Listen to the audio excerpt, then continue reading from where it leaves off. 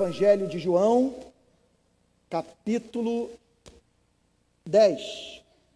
Nós estamos já há não sei quanto tempo estudando o Evangelho de João, verso por verso. Vocês estão me ouvindo bem, gente? O som aqui para mim está esquisito. Como? Hã? Alô?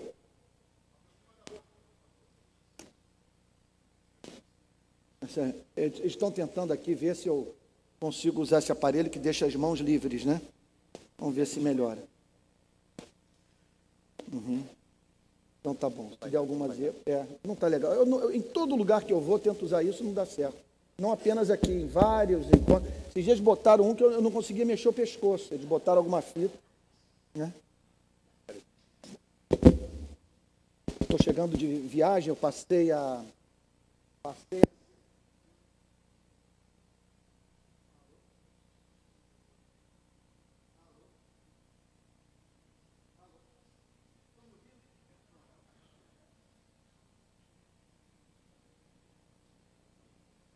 Isso. Ok. Eu passei a semana no Paraná, então fiquei de terça a quinta-feira falando para pastores da região. Dá para tirar isso aqui?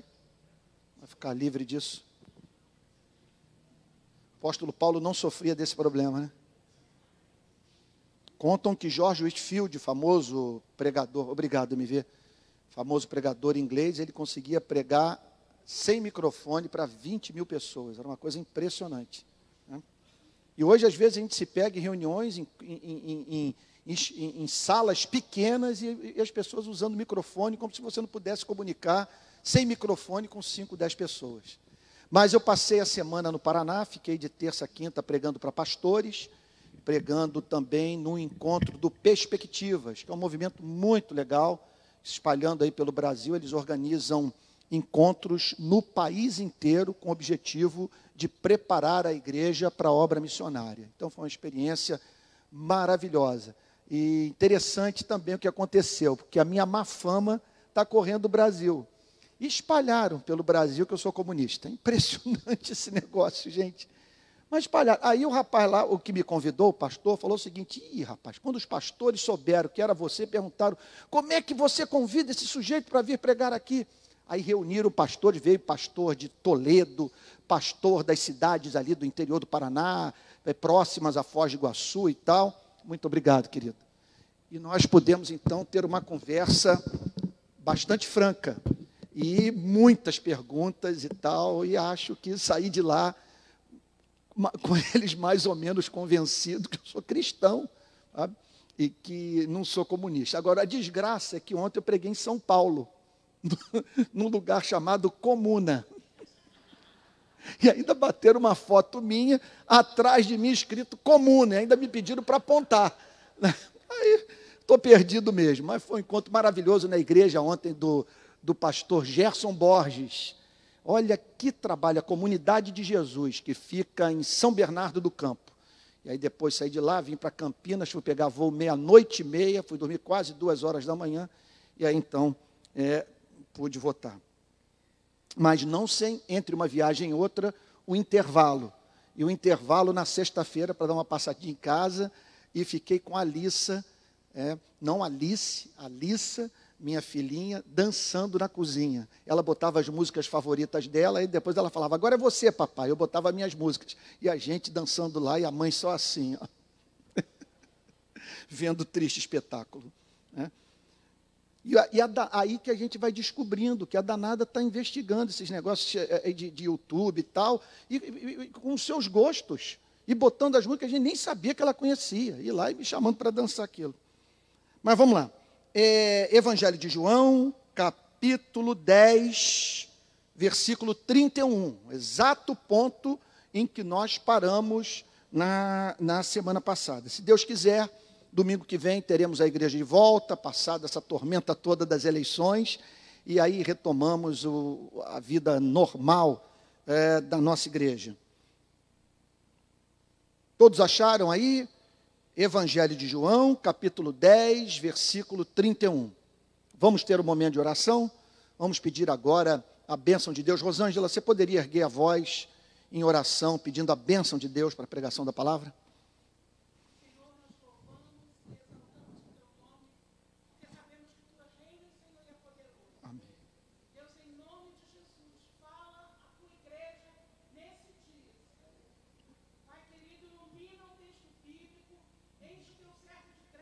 Amém, Jesus. Amém, Jesus. Amém, Jesus.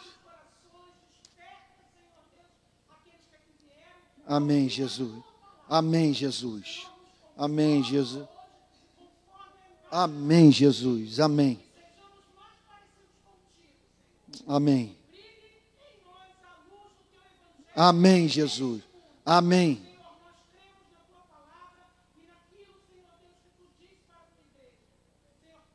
Amém. Amém, Senhor Jesus. Abençoa-nos. Amém. Então, dando sequência à exposição do Evangelho de João, e os irmãos têm podido observar que tenho seguido quase que invariavelmente um método que se tornou famoso na história do cristianismo através do ministério de João Calvino. Como que João Calvino pregava? Exatamente da forma como eu estou pregando, pelo menos do ponto de vista do método, do conteúdo. Não ouso me comparar ao grande reformador. Mas o que ele fazia? Pregava expositivamente, livros inteiros da Bíblia, e seguindo a seguinte dinâmica: lia o versículo, interpretava o versículo e o aplicava. E assim nós temos feito quase que invariavelmente nesses cultos. E hoje, então, mais uma vez, utilizarei esse método, que é um método interessante. Ele me amarra, ele me impede de eu introduzir no culto as minhas ideias. Eu tenho que expor o texto, ainda que a minha personalidade, especialmente que eu tenho de pior vase na pregação, pelo menos quando esse método é seguido com cuidado, ao término do culto, a igreja sabe qual é o significado da passagem que o pastor leu. Então eu não tenho espaço para ler um versículo e depois sair falando sobre um assunto qualquer. Eu vou me ater ao texto e os irmãos, ao término dessa exposição bíblica, vão sair daqui conhecendo melhor a Bíblia. Não há pregação mais honesta do que essa. O pastor expondo o texto, palavra por palavra, incluindo até mesmo as vírgulas. Então vamos lá? Novamente pegaram os judeus em pedra para lhe atirar.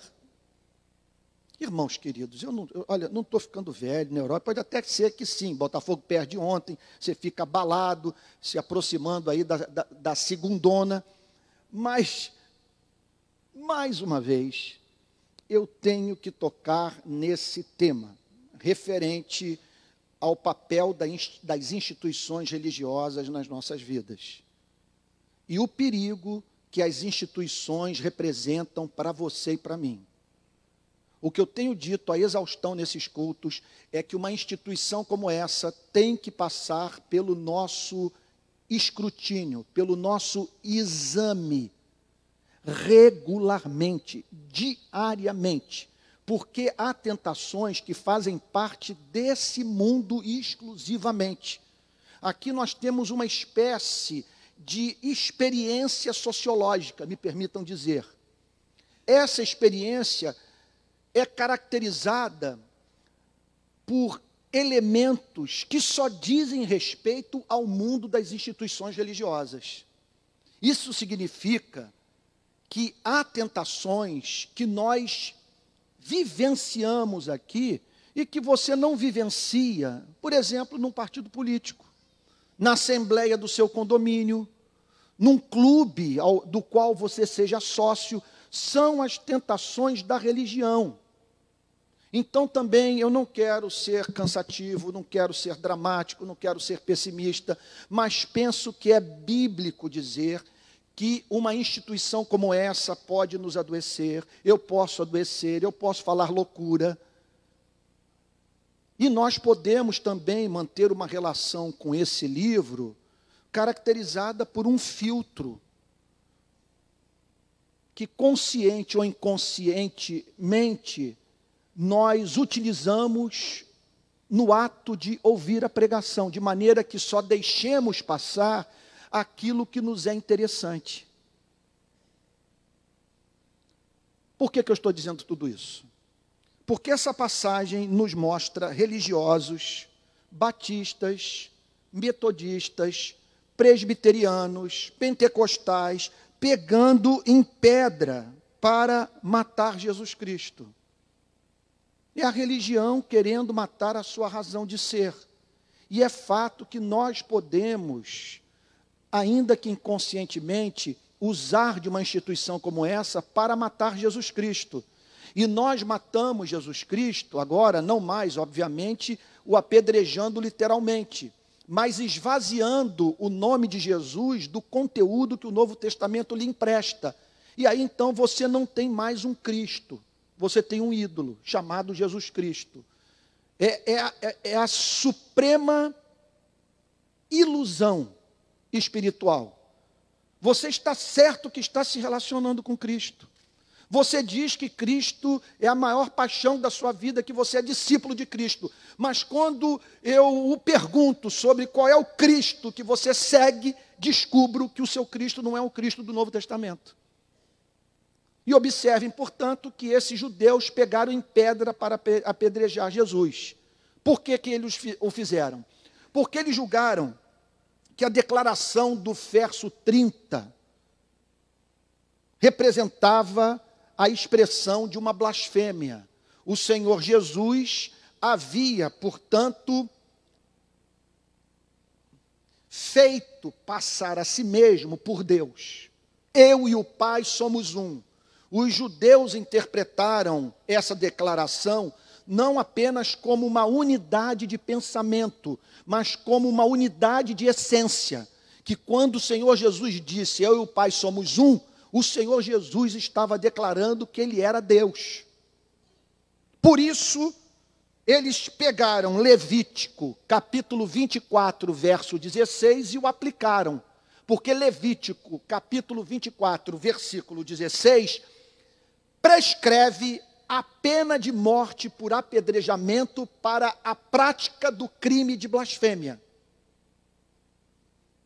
Então eles entenderam que o Senhor Jesus estava blasfemando. Um rapaz de 33 anos, vindo do norte do país, de uma cidade insignificante, e dizendo que ele era um com o Pai. Então eles pegaram em pedra. É interessante que o texto passa a impressão que eles pegaram, passa a impressão, não, o texto declara que não era a primeira vez que eles faziam aquilo. Então observem, pessoas profundamente religiosas, com a Bíblia aberta, pegando em pedra para matar Jesus Cristo. Por isso eu imploro a vocês, irmãos, em nome de Jesus, não brinquem com isso. Isso aqui tem que estar, sabe, sob o exame de cristãos com a Bíblia aberta. E é dever de vocês, a cada domingo, checarem nas Sagradas Escrituras se o que o pastor Aloysio, o pastor MV e eu estamos pregando é a palavra de Deus. Isso é dever de vocês. Avaliar o que está sendo trazido para o púlpito. Senão nós vamos viver uma experiência como essa. Matar Jesus Cristo. Agora, observem que olhando para essa atitude dos judeus, nós observamos também a necessidade imperiosa de sabermos ler o Antigo Testamento. Porque eles estavam espiritualmente cegos. Mas vejam só, dentro daquele mundo de trevas espirituais, eles estavam se utilizando de uma passagem bíblica que permitia a um hebreu apedrejar um falso profeta, alguém acusado do crime de blasfêmia.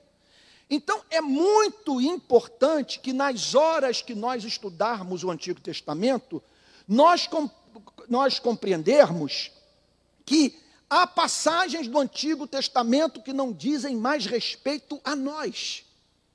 Calvino dedica as Institutas para ajudar a igreja a separar no Antigo Testamento o que é aplicável na vida da igreja nos dias de hoje e aquilo que caiu em desuso, aquilo que caducou, aquilo que não deve ser considerado mais palavra de Deus. E não é mais palavra de Deus apedrejar pessoas que discordam de nós. Então observem que frequentemente eu vejo nas redes sociais, eu vejo nas conversas entre os cristãos, pessoas usando o Antigo Testamento para justificar comportamento nos dias de hoje.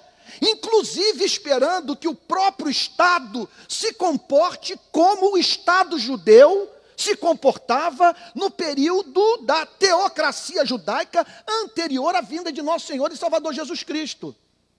Que nós não podemos perder de vista que o Antigo Testamento era a Constituição Federal de Israel. E que aqui no Antigo Testamento nós encontramos 3 espécies de lei. As leis cerimoniais, que tinham relação com o culto, com as festas anuais, com o sacrifício no templo. Nós encontramos as leis civis, que tinham relação com a manutenção política daquela sociedade. Por isso nós temos no Antigo Testamento todo um sistema de punição, de sanções penais para a prática de determinados crimes. E nós encontramos no Antigo Testamento as chamadas leis morais, que são preservadas pelo Novo Testamento e amplificadas, aprofundadas pelo nosso Senhor e Salvador Jesus Cristo. Então, no Antigo Testamento, nós temos orientação para homem não sentar em cama de mulher no período da menstruação. Nós encontramos no Antigo Testamento orientação para que 3 viagens anuais sejam feitas a Jerusalém. Nós encontramos no Antigo Testamento o chamado para o povo de Deus se cingir de espada, ir para o campo de batalha e dizimar todos os seus adversários. Num período que era matar ou morrer. Num período em que uma espécie de orientação como essa era dada por profetas, levantados por Deus, com provas inequívocas da sua inspiração divina, e com o povo fazendo, portanto, aquilo que o próprio Deus havia pedido, repito, num contexto de barbárie. Num contexto, por exemplo, para vocês entenderem como que tudo isso era dramático, em que Israel entra na terra de Canaã, vindo do Egito, após atravessar o Jordão, a fim de habitar num território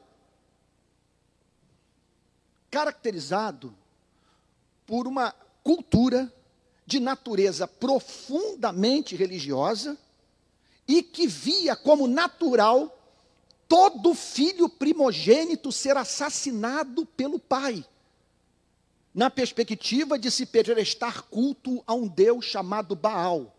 Baal pedia dos seus adoradores o sacrifício de todo primogênito.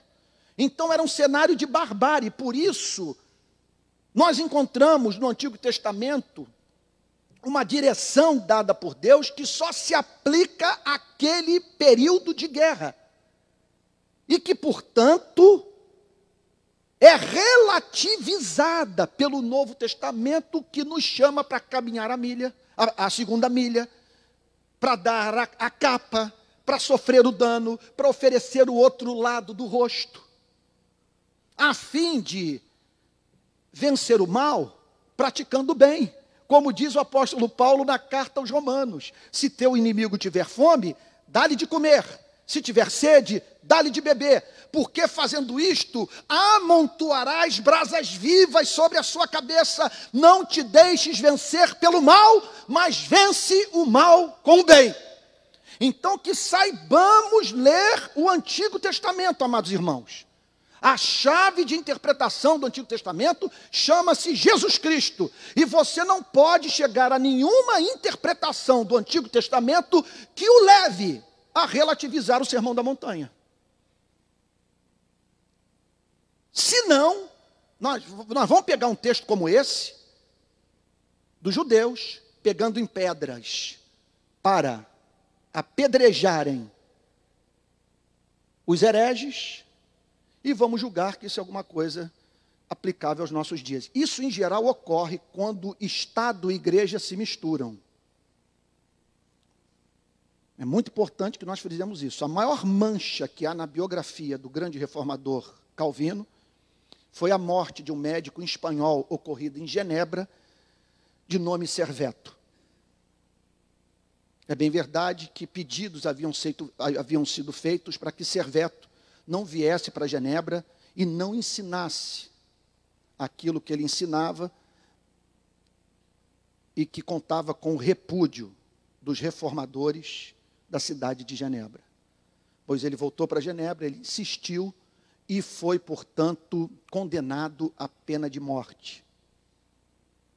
Historiadores contam que Calvino não tinha poder político para decretar aquela morte. Contudo, não se tem notícia dele ter erguido a voz contra aquela crueldade. O grande erro do Calvino, o grande erro de alguns puritanos, o grande erro de muitos protestantes é o de querer, numa sociedade democrática, pluralista, implantar uma teocracia judaico-cristã. Então, para que nós, em geral, quem incorre nesse erro é quem não sabe fazer essa divisão no Antigo Testamento entre lei civil, lei cerimonial e lei moral. Se você não souber fazer essa leitura, você poderá usar o Antigo Testamento para justificar os mais diferentes tipos de atrocidade.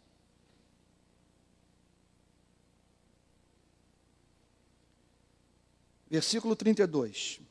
Disse-lhe Jesus: tenho-vos mostrado muitas obras boas da parte do Pai. Por qual delas me apedrejais?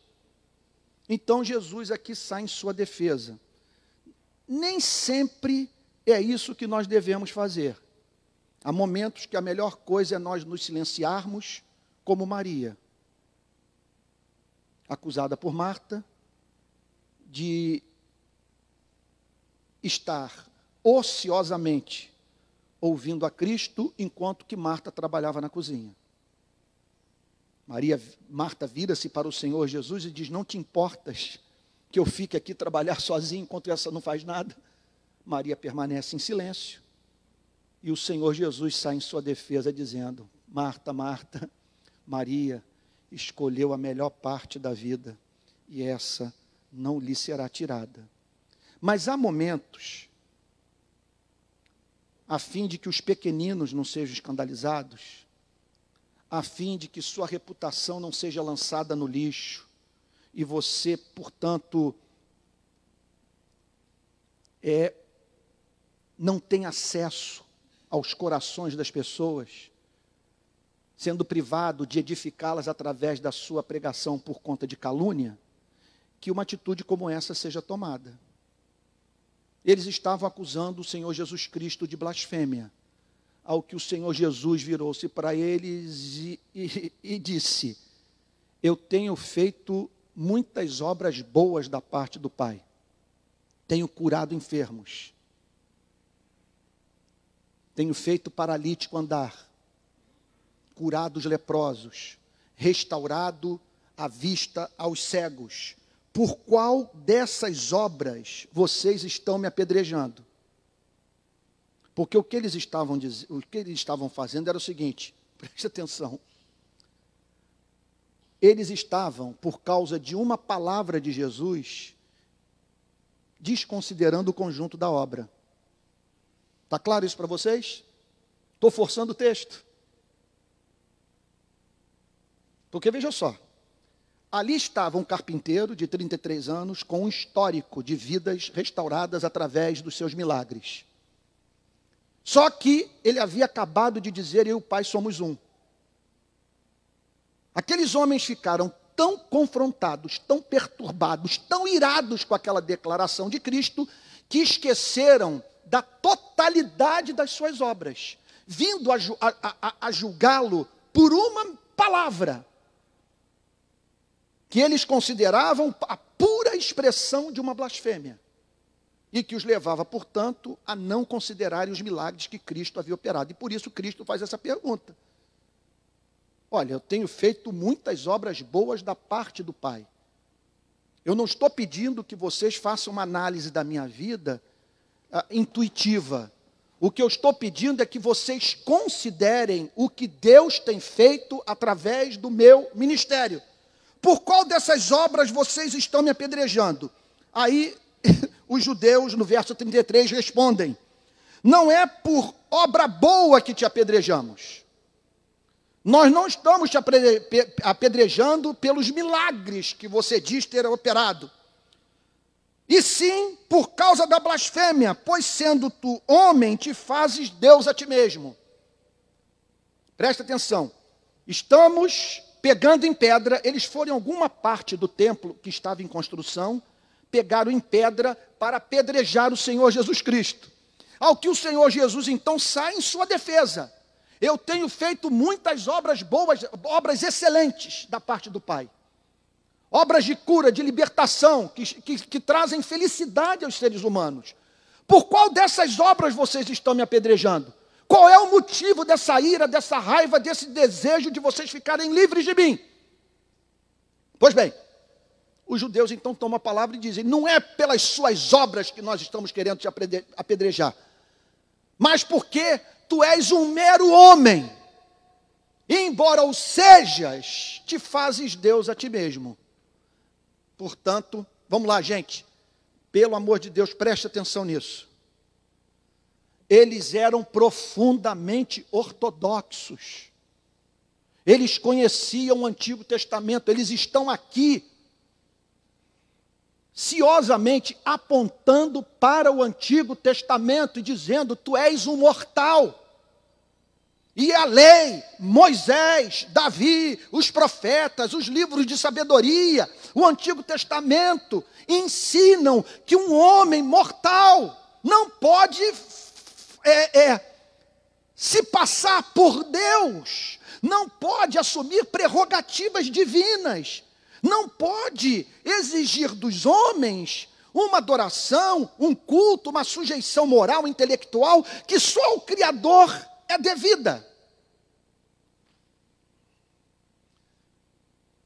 Irmãos, essas são as pessoas que causam mais dano à causa de Cristo, são os ortodoxos. Porque eles têm zelo, mas não têm entendimento. Observem que são homens com a Bíblia na mão, dizendo uma grande verdade, nenhum homem pode se passar pelo Criador. Contudo, apesar de conhecerem a Bíblia, eles não tinham a vida de Deus na alma. E é isso que eu peço a você. É esse é o exame que eu peço que você submeta à sua vida. Você tem a vida de Deus na alma? A pergunta não é se você se tornou membro dessa igreja. A pergunta não é se você foi batizado. A pergunta não é se você frequenta grupo pequeno, classe de escola dominical, ou se você até mesmo gosta de ouvir as pregações e cantar os louvores. A pergunta é se você nasceu de novo. Se você tem contato com o Cristo vivo. Se a luz divina raiou em seu coração. Olha a experiência desses homens, Bíblia aberta, apontando para o Antigo Testamento. A Bíblia na mão esquerda e pedras na mão direita. Olhem essa cena, a Bíblia e o sujeito pegando em pedras para matar Cristo.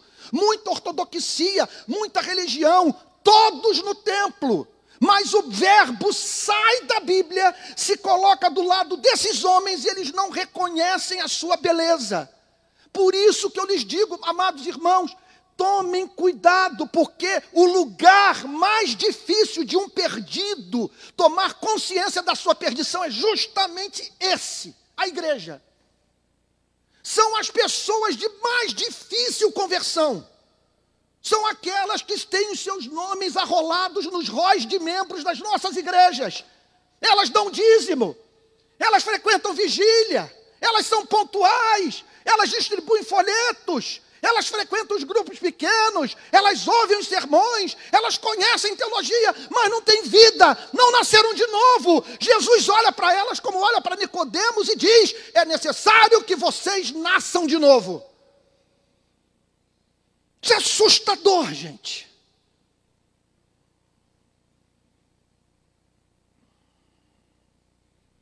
Verso 34. Replicou-lhe Jesus, não está escrito na vossa lei? Esse que é o ponto. Preste atenção. Jesus conhecia a cabeça dos seus adversários, o livro que eles estudavam, o conteúdo da sua religião, melhor do que eles conheciam a si mesmos e aquilo para o que tanto se dedicavam. Fica aqui, portanto, uma lição que você deve aprender com Cristo. Jamais fale sobre o que você não conhece, sobre o que você não estudou. E você jamais estará habilitado a desconstruir o pensamento de alguém que você julga que está ensinando erro. Você jamais estará habilitado a cumprir fielmente uma tarefa como essa, se você não conhecer a cabeça daquele de quem você diverge melhor do que ele mesmo a conhece. De você sentar com ele para conversar e dizer o seguinte: olha, mas eu li os autores que você defende e posso apresentar contradições claras. Eu li exaustivamente, conheço todas as obras. Estou falando do que eu estudei tanto quanto você estudou. Conheço esse mundo. Conheço essas ideias. Eu posso mencionar os livros escritos, as passagens, as palavras usadas, as teses defendidas. Então fica aqui esse exemplo. Porque às vezes nós somos chamados para disputas para as quais nós não estamos preparados. A gente põe a armadura de Saul e sente que não dá para guerrear com a armadura de Saul. E se você sente que não está preparado, não vá, porque você pode passar por uma grande humilhação. E como seu nome está associado ao nome de Cristo,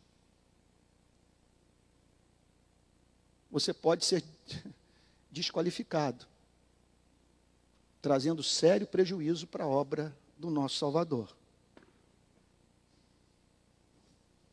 Disse-lhe Jesus: não está escrito na vossa lei. Quando ele diz na vossa lei, no Antigo Testamento, na lei que vocês tanto amam, no livro que vocês dizem tanto estudar, o qual vocês estão supostamente defendendo nesse dia. E aí o Senhor Jesus aponta para uma passagem do Salmo 82, versículo 6, em que Deus se dirige, ou pelo menos Asaf se dirige, certamente Asaf, pela instrumentalidade e pela ação do Espírito Santo, se dirige aos juízes de Israel, os chamando de deuses. Vamos tentar entender essa passagem. Vamos lá para o Salmo 82, versículo 6.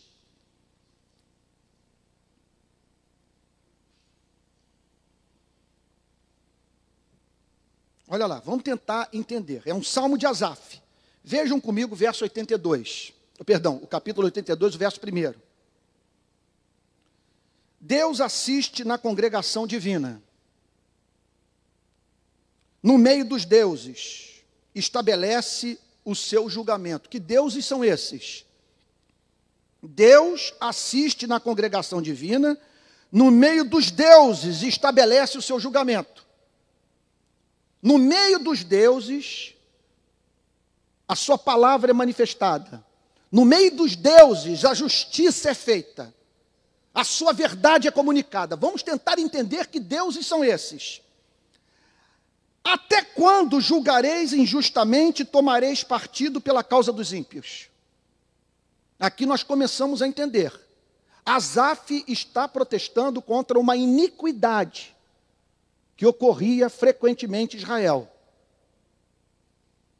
Que iniquidade é essa?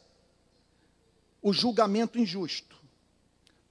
Pessoas tomando partido pelos ímpios, inocentando o culpado, tornando a vida do justo inviável. Verso 3. Fazei justiça ao fraco e ao órfão. Então não há mínima dúvida que é uma profecia, que é uma denúncia. Asaf está se dirigindo para aqueles que haviam recebido a incumbência de julgar pessoas em Israel, os juízes de Israel. E ele diz o seguinte: vocês estão desamparando o pobre, o necessitado, o fraco, o órfão, o despossuído, o excluído. Vocês estão dando voz para os ímpios, pervertendo a justiça e se esquecendo da causa da justiça e do direito. Vocês não estão dando voz para os que não têm voz. Vocês não estão do lado do oprimido. Isso é Bíblia, gente. O texto é muito claro. Até quando julgareis injustamente e tomareis partido pela causa dos ímpios? Fazei justiça ao fraco e ao órfão. Procedei retamente para com o aflito e o desamparado. Vocês não estão defendendo o pobre. Vocês não estão defendendo o excluído. Vocês não estão defendendo os que estão sendo massacrados pela nossa sociedade. É isso que ele está dizendo, com muita clareza. E aí a injunção do verso 4. Socorrei o fraco e o necessitado. Tirai-os das mãos dos ímpios. Ele compara os ímpios a ursos, a águias, a lobos, a animais ferozes que haviam tomado como presa o necessitado. E ele diz o seguinte: arrebatem essas vidas das mãos desses canalhas. Verso 5. Eles nada sabem, nem entendem, vagueiam em trevas, vacilam todos os fundamentos da terra. Ele está dizendo o seguinte: os pastores, os juízes, os teólogos perderam o cérebro. Estão espiritualmente mortos e se tornaram incapacitados de fazer julgamentos morais. Só que Deus assiste na assembleia. Deus está vendo tudo. Deus a todos contempla. O clamor do órfão chega ao seu trono. E aí então, o verso 6, que o Senhor Jesus usa em Jerusalém. Eu disse: sois deuses, sois todos filhos do Altíssimo. O que o texto está dizendo? Como vocês, juízes, são representantes de Deus, de certa forma vocês são como Deus também. Porque vocês estão no lugar de Deus. Porque Deus usa a voz de vocês. Ou pelo menos espera que a voz de vocês faça a sua justiça prevalecer na terra. Só que vocês não estão se comportando como deuses, vocês estão se comportando como filhos do diabo. É isso que ele está dizendo. Vocês não estão sendo luz. A verdade não está nos seus lábios. Vocês veem a opressão, a miséria, o órfão abandonado e vocês não dão voz para eles. Que juízes sois? Voltemos para o Novo Testamento agora. Verso 35.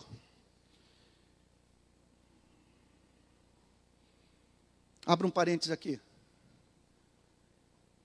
Eu estou para ver igreja nesse país, programa de televisão, que apresente um pregador levando o Salmo 82, de 1 a 6, para a emissora, para o púlpito.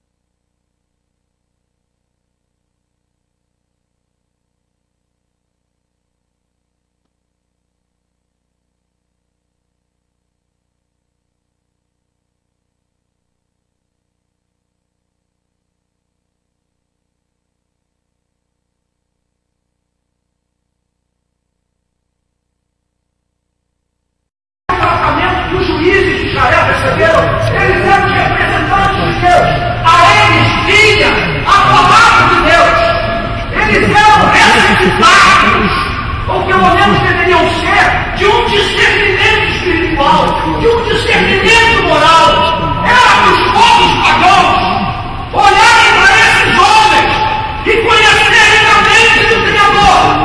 Contudo, eles não se comportaram como nós. Eles não foram representantes de Deus. Contudo, a palavra de Deus permanece de pé, chamando esses juízes de Deus, por eles serem representantes do Criador único dos céus e da terra. Daí Jesus ficou fazendo uma aplicação.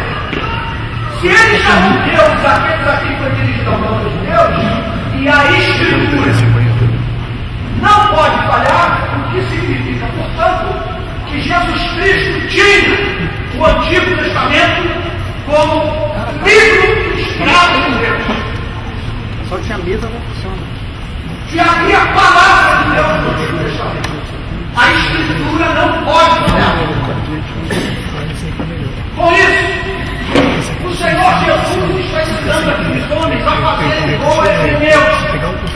Porque uma coisa é você conhecer doutrina, conhecer teologia. Outra coisa é você ter cérebro de entendimento, sabedoria, bom senso, calma, para correlacionar as doutrinas, a verdade, e na ausência, por exemplo, de texto escola. Você, a partir desse enquadramento intelectual mais amplo da verdade, fazer juízos honestos. Você está sendo claro que eu estou dizendo? A Escritura não pode falhar. Então, daquele a quem que vai se dividiu e enviou ao mundo, dizer o blasfemas, porque declarei o Filho de Deus. Já está no microfone. A contradição do seu pensamento. O que é que o Senhor Jesus está fazendo aqui? Por que tirou o pedestal de lá? Já está lá o áudio. Tá sim. A que tarefa o Senhor Jesus está dedicado? Desconstruir o pensamento deles. Alô?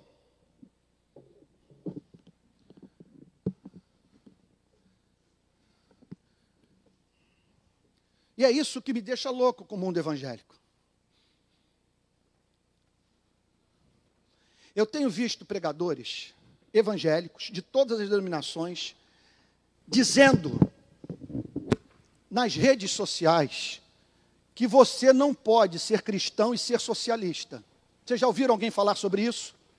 Você não pode ser cristão e ser socialista. Aí eu pergunto para esses homens, defina-me a palavra socialismo. Nos clássicos de ciência política, a palavra tem duas definições. Uma definição que é a eliminação da propriedade privada dos meios de produção. Ou a economia é gerida pelo Estado, ou a economia é gerida por cooperativas. Então você caminha para uma sociedade sem classes. Vocês estão entendendo o ponto? Isso é muito importante, que é uma questão de integridade intelectual. E quem está ouvindo esses pastores está dizendo o seguinte: essa gente não pensa, essa gente não tem cérebro, essa gente nunca estudou. Porque esse é um conceito de socialismo. E eu tenho grandes problemas com esse conceito. Ele não funcionou em nenhuma nação, mas há um segundo conceito. Que segundo conceito é esse? Você viver em sociedades nas quais há democracia, há economia de mercado, e você tem um Estado que socializa a riqueza e que permite, portanto, as pessoas terem acesso à educação pública de qualidade, a uma saúde pública decente. E se você fizer um AVC, um aneurisma, sua família não vai ficar desamparada. Você não vai ter que mendigar o pão. Esse é o modelo da Suécia, o modelo da Noruega, o modelo da Finlândia. Hoje a Espanha é socialista e Portugal é socialista. O que esses pregadores estão dizendo, portanto, é que quem pensa com categorias europeias Quem pensa em termos de um estado de bem-estar social não pode ser crente. Isso é de uma desonestidade gritante. Você pode até ser neoliberal e dizer que esse modelo não funciona no Brasil, mas em nome de Jesus não estabeleça isso como critério de ortodoxia. Não venha me dizer que para você ser crente, você tem que acreditar no oposto. E outra coisa, e não fale nada, não discuta, se você não leu as obras desses autores. Se o seu entendimento de ciência política é pífio, se um garoto de 25 anos, estudante da UFRJ, pode desconstruir todo o seu pensamento. E quando é um pastor, o garoto pode ser levado a dizer, não me convide para frequentar essa igreja. Porque se esse pastor é capaz de falar tantas asneiras, não vejo motivo para frequentar a igreja desse idiota. Observe, portanto, que o Senhor Jesus nos ensina a fazer missão. Ele está no confronto com gente que queria matá-lo. Mas qual era a sua vantagem? Ninguém conhecia melhor o Antigo Testamento do que ele. E ele conseguia pegar no discurso desses homens contradições internas. E ele dizia o seguinte, vocês estão afirmando que eu blasfemei porque disse que eu e o Pai somos um, que eu sou filho de Deus. Só que, no livro inspirado, que vocês consideram palavra de Deus, Deus chama os juízes de Israel de deuses. Se aqueles homens, capazes de justificarem o ímpio e condenarem o oprimido, eram chamados de deuses por serem porta-vozes da mensagem de Deus, o que fará o Filho de Deus, nascido de uma virgem, que tem andado por Israel, ressuscitando mortos, curando leprosos, dando vista aos cegos, cuja mensagem é inerrante, é infalível, em quem vocês não veem contradição, que não distorce a justiça e o direito, e que ensina os seus seguidores a ficarem do lado da verdade, mesmo quando a verdade está contra as suas vidas.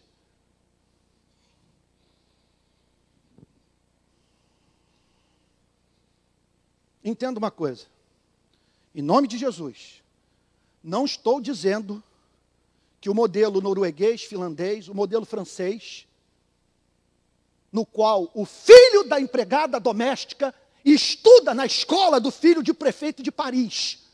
Eu não estou dizendo que isso aí é sinal da ortodoxia, que você tem que ser europeu. Só não venha exigir que a igreja pense como americano. Sabe? E que só é crente quem segue a cartilha do Trump. Você pode seguir as ideias do Trump e você bem acolhido aqui na igreja. O que nós não podemos é nos dividir por tolice. E outra coisa, e não podemos tolerar inverdade no nosso meio. Vocês estão entendendo o ponto? O que eu estou querendo é honestidade intelectual. Não quero uma igreja de direita nem de esquerda. O que eu não quero é uma igreja falando tolice.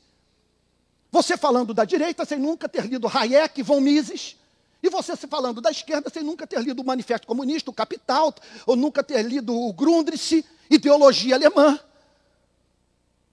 Porque nós somos representantes de Cristo. Somos deuses. Deus quer falar através dos nossos lábios, e nós não temos o direito de falar sobre aquilo que nós não conhecemos. E aqui está o Senhor Jesus nos ensinando a fazer missão. Nos ensinando a lidar com aqueles de quem nós divergimos.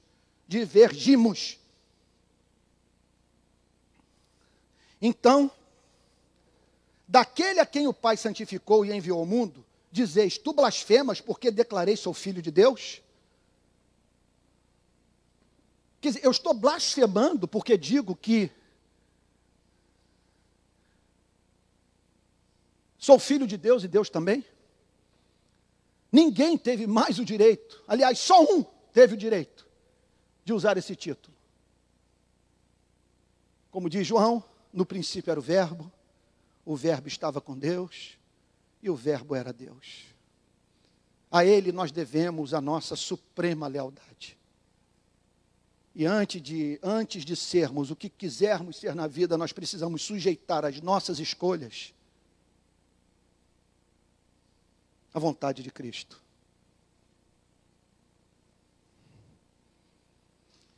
Então, daquele a quem o Pai santificou e enviou ao mundo, dizeis: tu blasfemas, porque declarei sou filho de Deus? Se não faço as obras de meu Pai, não me acrediteis. Ele está dando um crédito para eles. O que ele está dizendo aqui? Se não há milagre no meu ministério, se não tem morto ressuscitando, cego voltando a enxergar, paralítico ficando com a pele lisa como a pele de um bebê, não crê em mim. Eu entenderia perfeitamente de vocês não acreditarem em mim se o Pai não colocasse o seu selo sobre a minha pregação, sobre a minha vida, sobre o meu ministério. Se não há milagre na minha vida, se não há excelência no meu caráter, se vocês não veem beleza em mim, se não faço as obras de meu Pai, então não me acrediteis.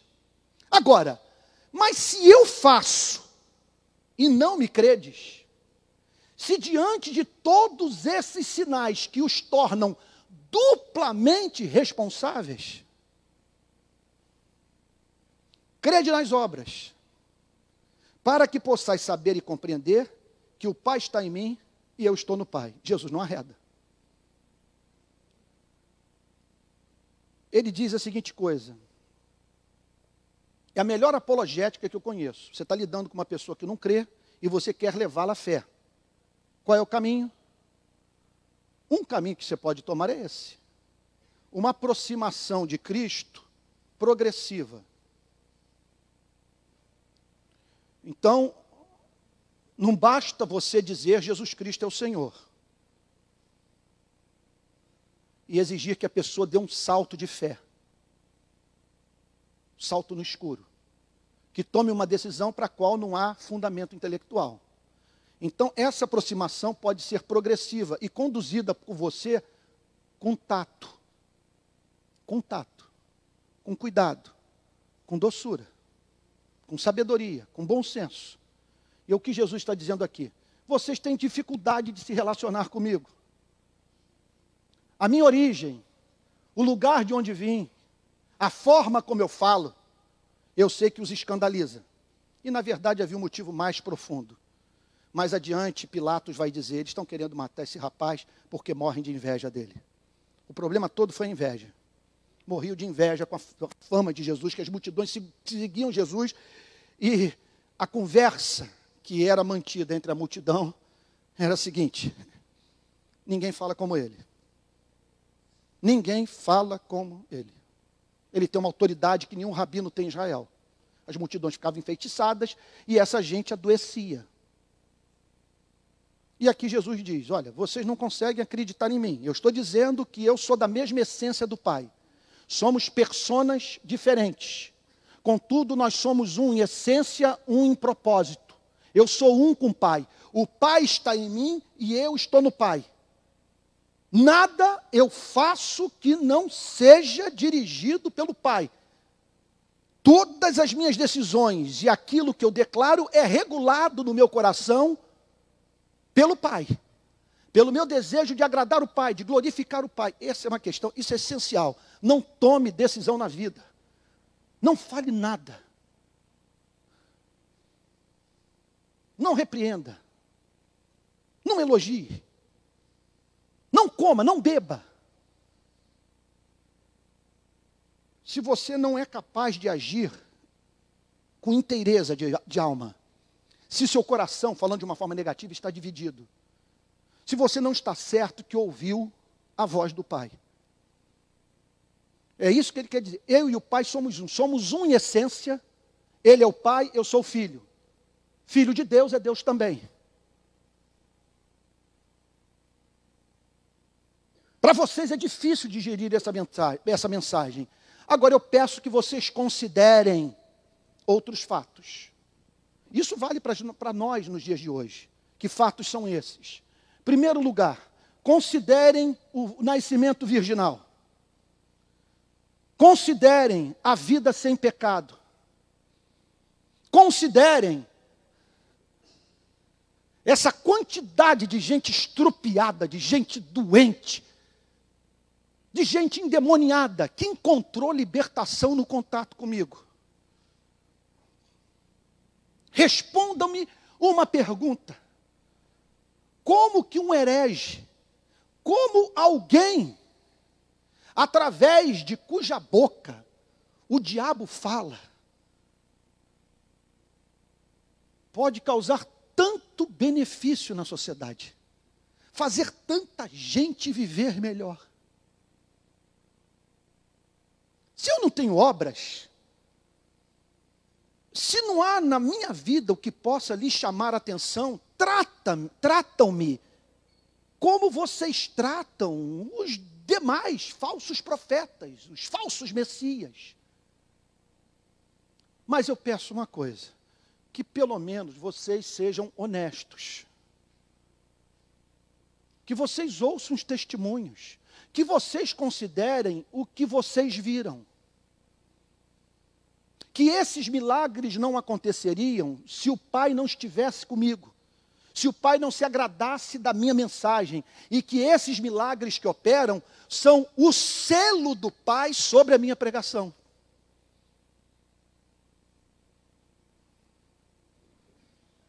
Mas tem um problema.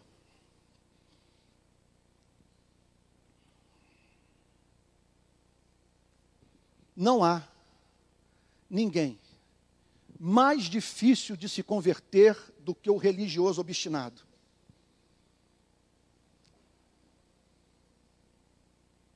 Mais adiante, Jesus vai ser morto por essa gente.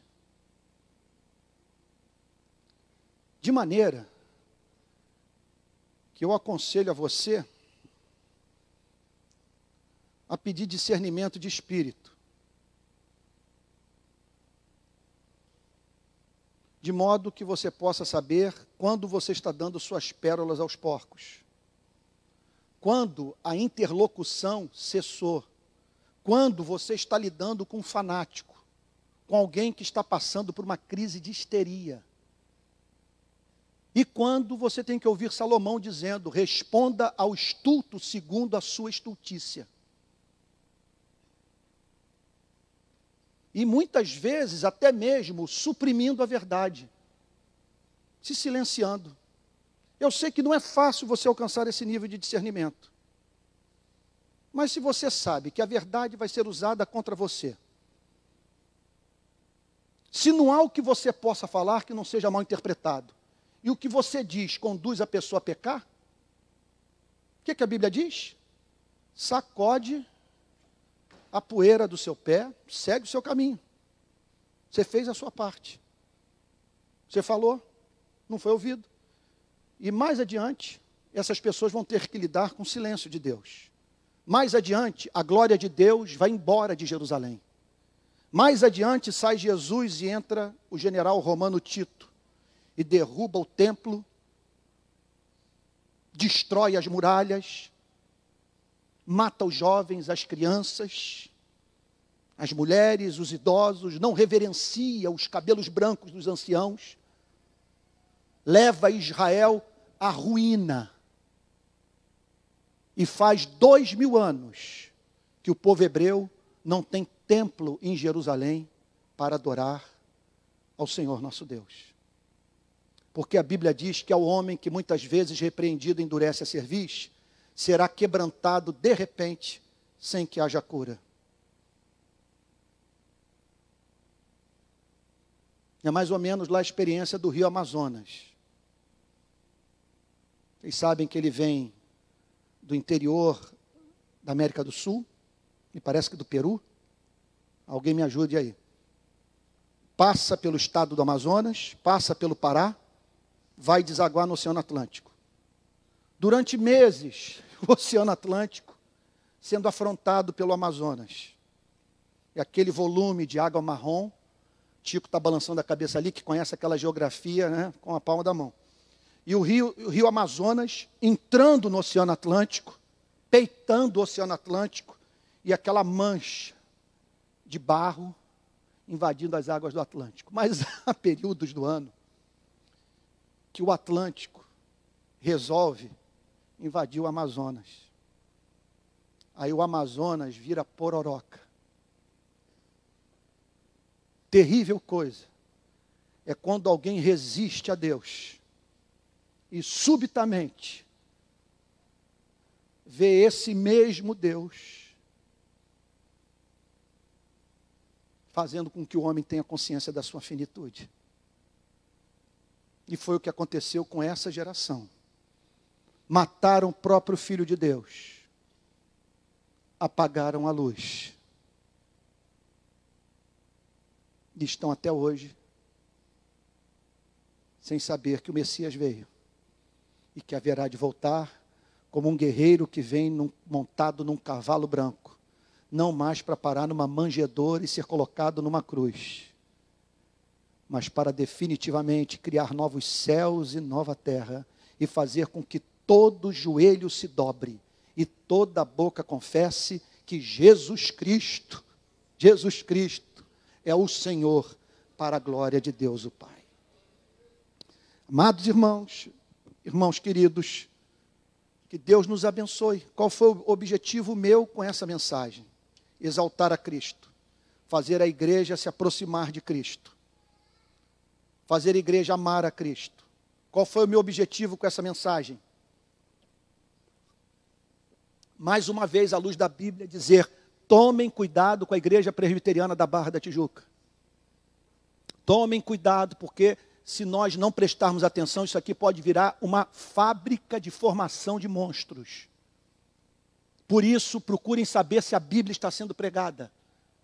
Façam perguntas, questionem, exijam que as pregações sejam expositivas. Procurem saber se a doutrina é pregada, e não apenas isso, se há amor entre nós, se além de ortodoxia, há coerência. E é claro que en passant, não era a minha intenção, mas vendo o tratamento que o Senhor Jesus deu àqueles religiosos, eu chamei a atenção da igreja para a necessidade de nós imitarmos a Cristo. E de que maneira? Conhecendo a posição dos nossos adversários, usando o cérebro, sendo intelectualmente íntegro, não falando sobre aquilo que nós não sabemos. E pensei um exemplo que eu espero que a igreja tenha maturidade para entender. Em nome de Jesus. Que eu estou vendo líderes aí falando loucuras. Que para quem estudou, é visto como sandice. Homens que estão arruinando sua reputação. Porque fazer uma declaração como essa, que eu acabei de mencionar, que você não pode ser cristão e socialista, quer dizer que um português que votou no Antônio Costa, que é o presidente de Portugal, ele não pode ser membro da nossa igreja. Quem apoia o regime político da Espanha, isso é uma loucura. Não estou dizendo que você tem que dizer que esse regime é bíblico. Não estou querendo dizer que você deve usar a Bíblia para defendê-lo. Longe disso. O que eu estou querendo dizer é que numa igreja como essa tem que haver espaço para todos. E todos são muito bem-vindos, dos dois lados, direita e esquerda. São amados, porque aqui o que nos mantém unidos é Jesus Cristo. E aqui nós discutimos as coisas com clareza, com transparência, nós queremos luz, nós queremos integridade, nós queremos coerência, e nos recusamos a falar sobre aquilo que a gente nunca estudou, não conhece, aquilo sobre o que nós não temos entendimento. E assim nós vamos glorificar a Deus. E assim nós vamos exaltar o seu nome, em nome de Jesus. Que Deus o abençoe. Que você agora, se entrou aqui com alguma pedra na mão para apedrejar a Jesus Cristo, que você considere suas obras, que você o ame, que você viva para o seu louvor, que você medite nesse Salvador. Não há outro, não há ninguém mais excelente. E Ele tem o direito de dizer: eu e o Pai somos um. Quem me vê a mim, vê o Pai. Aleluia, a Ele toda a honra, toda a glória, todo o louvor. Vamos ficar de pé?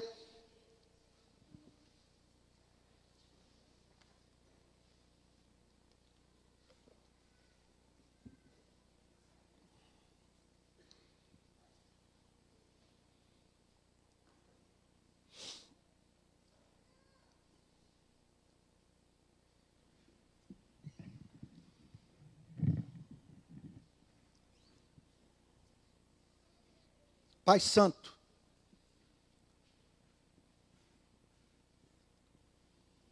a impressão que temos é que um grande nevoeiro veio sobre o nosso país, Senhor.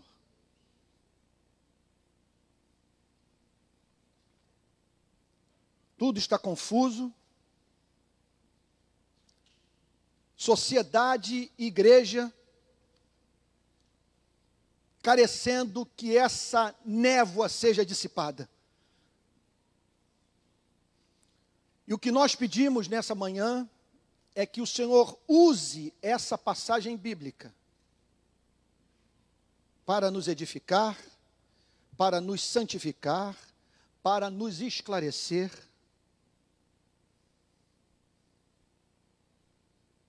Porque se somos chamados de deuses, Senhor, em razão do fato de sermos seus representantes na terra, nós queremos honrar tão glorioso chamado. De maneira que no contato conosco as pessoas encontrem integridade, moral e intelectual, encontrem sabedoria, encontrem, Senhor, a manifestação da Tua glória. Em nome de Jesus, Senhor, nós pedimos que a nossa querida igreja sirva de ninho para todos aqueles que estão feridos, que se sentem abatidos, e que nesses dias confusos, Senhor, carecem de luz. Que não falte, Senhor, palavra de bom senso, de sabedoria no nosso púlpito, nas classes de escola dominical, nos nossos grupos pequenos. Senhor, que a resposta a essa crise que o país está atravessando seja um dilúvio do Espírito Santo, Senhor. Alguma coisa que quando vier, nos leve, Senhor, à experiência mais profunda de arrependimento. E nós rogamos a Ti, Senhor, que a sociedade encontre em nós refúgio. Que o brasileiro encontre em nós, Senhor, a palavra do bom senso.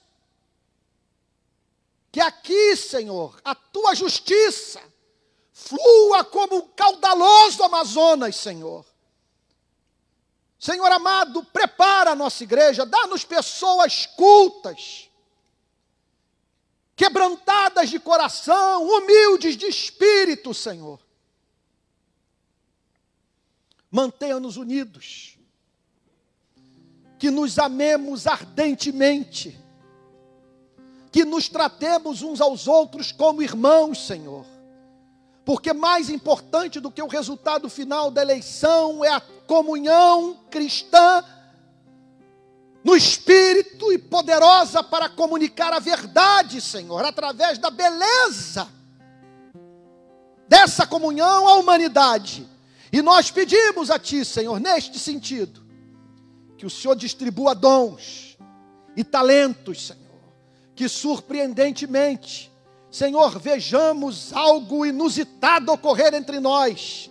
Senhor, que como consequência dessa borrasca pela qual o país está passando, Senhor, nós nos conheçamos melhor, possa haver uma reforma na igreja, e que em nome de Jesus, o Senhor nos levante, Senhor, para em seguida, ato contínuo, lutarmos pela reforma do nosso país.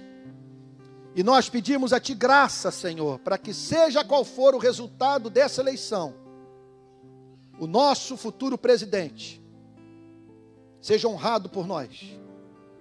Conte com o nosso apoio, que nós não estejamos entre aqueles que torcerão para que tudo dê errado. Mantenha, Senhor, a nossa nação unida. Faz pontes, Senhor, entre os brasileiros. Ajuda-nos a ser instrumentos dessa paz.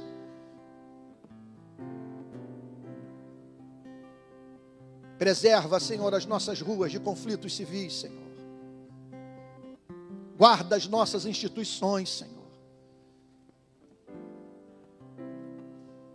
Que o Senhor cuide do legislativo, do executivo, do judiciário. Abençoe, Senhor, o ministério público, a defensoria pública.